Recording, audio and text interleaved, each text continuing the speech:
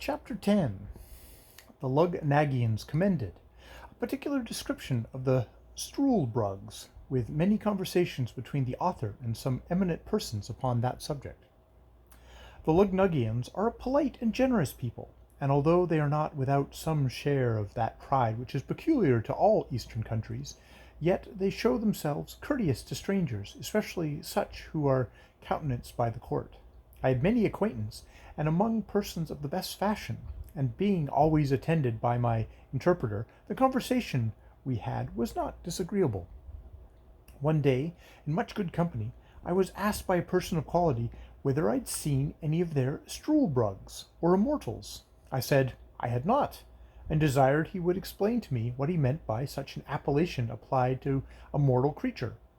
He told me that sometimes, though very rarely, a child happened to be born in a family with a red circular spot in the forehead directly over the left eyebrow, which was an infallible mark that it should never die. The spot, as he described it, was about the compass of a silver threepence, but in the course of time grew larger and changed its color, for at 12 years old it became green, so continued till 25, then turned a deep blue. At 45 it grew coal black, as large as an English shilling, but never admitted any further alteration. He said these birds were so rare that he did not believe that there could be above 1100 Struldbrugs of both sexes in the whole kingdom, of which he computed about 50 in the metropolis, and, among the rest, a young girl born about 3 years ago, that these productions were not peculiar to any family, but a mere effect of chance, and the children of the Struldbrugs themselves were equally mortal with the rest of the people. I freely owned myself to have been struck with inexpressible delight upon hearing this account, and the person who gave it me happened to understand the Balnibarbian language, which I spoke very well. I could not forbear breaking out into expressions, perhaps a little too extravagant. I cried out, as in rapture, "Happy nation, where every child at least hath a chance for being immortal! Happy people, who enjoy so many living examples of ancient virtue, and have masters ready to instruct them in the wisdom of all former ages! But happiest beyond all comparison are those excellent Struldbrugs, who, being born exempt from that universal calamity of human nature, have their minds free and disengaged, without the weight and depression of spirit caused by the continual apprehension of death." I discovered my admiration that I had not observed any of these illustrious persons at court, the black spot upon the forehead being so remarkable a distinction that I could have not easily overlooked it. And it was impossible that his Majesty, a most judicious prince, should not provide himself with a good number of such wise and able counsellors. Yet perhaps the virtue of these reverend sages was too strict for the corrupt and libertine manners of a court, and we often find by experience that young men are too opinionated and volatile to be guided by the sober dictates of their seniors. However, since the king was pleased to allow me access to his royal person, I was resolved, upon the very first occasion, to deliver my opinion to him on this matter freely and at large, by the help of my interpreter, and whether he would please take my advice or not, yet in one thing I was determined, that his Majesty having frequently offered me an establishment in this country, I would, with grateful thankfulness, accept the favour, and pass my life here in the conversation of those superior beings, the Struldbrugs, if they would please admit me. The gentleman to whom I addressed my discourse, because, as I've already observed, he spoke the language of Balnibarbi, said to me, with a sort of smile which usually arises from pity to the ignorant, that he was glad of any occasion to keep me among them, and desired my permission to explain to the company what I had spoke. He did so, and they talked together for some time in their own language, whereof I understood not a syllable, neither could I observe by their countenances what impressions my discourse had made on them. After a short silence, the same person told me that his friends and mine, so he thought fit to express himself, were very much pleased with the judicious remarks I had made on the great happiness and advantages of immortal life, and they were desirous to know, in a particular manner, what scheme of living I should have formed to myself if it had fallen to my lot to have borne a Struldbrug. I answered, it was easy to be eloquent on so copious and delightful a subject, especially to me who had been often apt to amuse myself with visions of what I should do if I were a king, a general, or a great lord, and upon this very case I had frequently run over a whole system of how I would employ myself and pass the time if I were sure to live forever. That, if it had been my good fortune to come into this world a Struldbrug, as soon as I could discover my own happiness by understanding the difference between life and death, I would first resolve by all arts and methods whatsoever to procure myself riches, in the pursuit of which, by thrift and management, I might reasonably expect, in about 200 years, to be the wealthiest man in the kingdom. In the second place, I would, from my earliest youth, apply myself to the study of arts and sciences, by which I should arrive in time to excel all others in learning.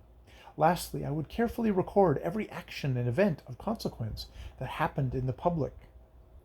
impartially draw the character of the several of the princes and great ministers of state, and with my own observations on every point, I would exactly set down the several changes in customs, language, fashions of dress, diet, and diversion, by all which acquirements I should be a living treasure of knowledge and wisdom, and certainly become the oracle of the nation. I would never marry after 60, but live in a hospitable manner, yet still on the saving side. I would entertain myself in forming and directing the minds of hopeful young men by convincing them, from my own remembrance, experience, and observation, fortified by numerous examples of the usefulness of virtue in public and private life. But my choice and constant companions should be set of my own immortal brotherhood, among whom I would elect a dozen from the most ancient down to my own contemporaries. Where any of these wanted fortunes, I would provide them with convenient lodges round my own estate, and have some of them always at my table, only mingling a few of the most valuable among you mortals, whom length of time would harden me to lose with little or no reluctance, and treat your posterity after the same manner, just as a man diverts himself with the annual succession of pinks and tulips in his garden, without regretting the loss of those which wither the preceding years. These Strudelbugs and I would mutually communicate our observations and memorials, through the course of time remark the several gradations by which corruption steals into the world, and oppose it in every step by giving perpetual warnings and instructions to mankind, which, added to the strong influence of our own example, would probably prevent that continual degeneracy of human nature so justly complained of in all ages. Add to this the pleasure of seeing the various revolutions of states and empires, the changes in the lower and upper world, ancient cities in ruins, and obscure villages becoming the seats of kings, famous rivers lessening into shallow brooks, the ocean leaving one coast dry and overwhelming another, the discovery of many countries yet unknown, barbarity overrunning the politest nations, and the most barbarous becoming civilized. I should see the discovery of the longitude, the perpetual motion, the universal medicine, and many other great inventions brought to the utmost perfection. What wonderful discoveries should we make in astronomy by outliving and confirming our own predictions, by observing the progress and return of comets, with the changes of motion in the sun, moon, and stars. I enlarged upon many other topics, which the natural desire of endless life and the sublunary happiness could easily furnish me with. When I had ended, and the sum of my discourse had been interpreted, as before, to the rest of the company, there was a good deal of talk among them in the language of the country, not without some laughter at my expense. At last the same gentleman who had been my interpreter said, he was desired by the rest to set me right in a few mistakes, which I had fallen into through the common imbecility of human nature, and upon that allowance was less answerable for them. That this breed of Strudelbugs was peculiar to their country, for there were no such people either in Balnibarri nor Japan, where he had the honor to be an ambassador from his Majesty, and found the natives in both those kingdoms very hard to believe that the fact was possible. And it appeared from my astonishment when he first mentioned the matter to me, that I received it as a thing wholly new, and scarcely to be credited, that in the 2 kingdoms above mentioned, where during his residence he had conversed very much, he observed long life to be the universal desire and wish of mankind, that whoever had one foot in the grave was sure to hold back the other as strongly as he could, that the oldest had still hopes of living one day longer, and looked on death as the greatest evil, from which nature always prompted him to retreat. Only in the island of Ulugnag the appetite for living was not so eager, from the continual example of the Strulbugs before their eyes. That the system of living contrived by me was unreasonable and unjust, because it supposed a perpetuity of youth, health, and vigor, which no man could be so foolish to hope, however extravagant he may be in his wishes. That the question therefore was not whether a man would choose always to be in the prime of youth, attended with prosperity and health, but how he would pass a perpetual life under all the usual disadvantages which old age bring along with it.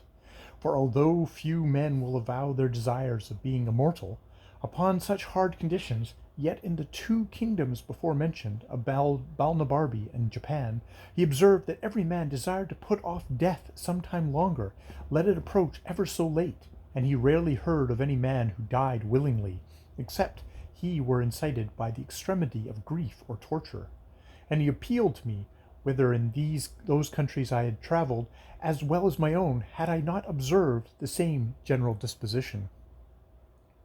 After this preface, he gave me a particular account of the Strudelbugs among them. He said, they commonly acted like mortals till about 30 years old, after which by degrees they grew melancholy and dejected, increasing in both till they came to 80. This he learned from their own confession, for otherwise, there not being above 2 or 3 of that species born in an age, they were too few to form a general observation by. When they came to 80 years, which is reckoned the extremity of living in this country, they had not only all the follies and infirmities of other old men, but many more which arose from the dreadful prospect of never dying. They were not only opinionative, peevish, covetous, morose, vain, talkative, but incapable of friendship, and dead to all natural affection, which never descended below their grandchildren. Envy and impotent desires are their prevailing passions, but those objects against which their envy seems principally directed are the vices of the younger sort, and the deaths of the old. By reflecting on the former, they find themselves cut off from all possibilities of pleasure, and whenever they see a funeral, they lament and repine that others have gone to a harbour of rest to which they themselves can never hope to arrive. They have no remembrance of anything but what they learned and observed in their youth and middle age, and even that is very imperfect. For the truth or the particulars of any fact, it is safer to depend on common tradition than upon their best recollections. The least miserable among them appear to be those who turn to dotage and entirely lose their memories. These meet with more pity and assistance, because they want many bad qualities which abound in the others. If a Strudelbrug happen to marry one of his own kind, the marriage is dissolved, of course, by the courtesy of the kingdom, as soon as the younger of the two comes to be 80, for the law thinks it a reasonable indulgence that those who are condemned without any fault of their own to a perpetual continuance in the world should not have the misery doubled by the load of a wife. As soon as they have completed the term of 80 years, they are looked on as dead in law. Their heirs immediately succeed to their estates. Only a small pittance is reserved for their support, and the poor ones are maintained at the public charge. After that period, they are held incapable of any employment of trust or profit. They cannot purchase lands or take leases, neither are they allowed to be witnesses in any cause, either civil or criminal, not even for the decisions of meres and bounds. At 90 they lose their teeth and hair. They have at that age no distinction of taste, but eat and drink whatever they can get, without relish or appetite. The diseases they were subject to still continue, without increasing or diminishing. In talking, they forget the common appellations of things, and the names of persons, even of those who are their nearest friends and relations. For the same reason, they can never amuse themselves with reading, because their memory will not serve to carry them from the beginning of a sentence to the end, and by this defect they are deprived of the only entertainment whereof they might otherwise be capable. The language of this country being always upon the flux, the Struldbrugs of one age do not understand those of another, neither are they able, after 200 years, to hold any conversation farther than by a few general words with their neighbours the mortals, and thus they lie under the disadvantage of living like foreigners in their own country. This was the account given me of the Struldbrugs, as near as I can remember. I afterwards saw 5 or 6 of different ages, the youngest not above 200 years old, whom were brought to me at several times by some of my friends. But although they were told that I was a great traveller and had seen all the world, they had not the least curiosity to ask me a question, only desired that I should give them a schlumschladask, or a token of remembrance, which is a modest way of begging, to avoid the law that strictly forbids it, because they are provided for by the public, although indeed there's with very scanty allowance. They are despised and hated by all sorts of people. When one of them is born, it is reckoned ominously that their birth is recorded very particularly, so that you may know their age by consulting the register, which, however, has not been kept above 1,000 years past, or at least has been destroyed by time or public disturbances. By the usual way of computing how old they are is by asking them what kings or great persons they can remember, and then consulting history, for infallibly the last prince in their mind did not begin his reign after they were 80 years old. They were the most mortifying sight I ever beheld, and the women were more horrible than the men. Besides the usual deformities and extremities of old age, they acquired an additional ghastliness in the proportion to their number of years, which is not to be described, and among 6 I soon distinguished which was the eldest, although there were not above a century or 2 between them. The reader will easily believe that from what I have heard and seen, my keen appetite for perpetuity of life was much abated. I grew heartily ashamed of the pleasing visions I had formed, and though no tyrant could invent a death into which I could not run with pleasure from such a life, the king heard of all that had passed between me and my friends upon this occasion, and rallied me very pleasantly, wishing I could send a couple of Struldbrugs to my own country, to arm our people against the fear of death. But this, it seems, is forbidden by the fundamental laws of the kingdom, or else I should have been well content with the trouble and expense of transporting them. I could not but agree that the laws of this country relative to the Struldbrugs were founded upon the strongest reasons, and such as any other country would be under the necessity of enacting in the like circumstances. Otherwise, as avarice is the necessary consequence of old age, those immortals would in time become proprietors of the whole nation, and engross the civil power, which, for want of abilities to manage, must end in the ruin of the public.